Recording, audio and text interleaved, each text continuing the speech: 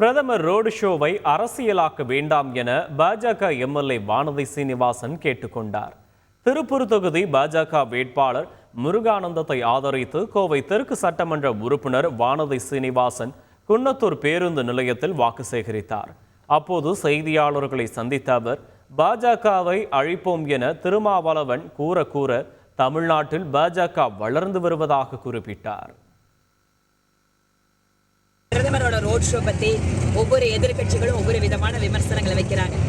நாங்கள் அவங்களுக்கு சொல்றது எல்லாமே பிரதமர் மோடி அவர்கள் மீதான அன்பை மக்கள் வெளிப்படுத்துவது ஒவ்வொரு இடத்துலையும் நாங்கள் பார்க்குறோம். அதனால ரோட் ஷோவில் ஏதாவது ஒரு மூலையில் ஏதோ ஒரு ஃபோட்டோவை எடுத்துட்டு விமர்சிக்கிறதுக்கு பதிலாக அவரை பார்க்கறதுக்காக அவருக்கு ஆசீர்வாதம் பண்றதுக்காக வரக்கூடிய லட்சக்கணக்கான மக்களை அவர்கள் வந்து பார்க்க வேண்டும். யார் யாரை அழிக்கிறார்கள் அப்படிங்கிறத ஜூன் 4ஆம் தேதி பார்க்கலாம்.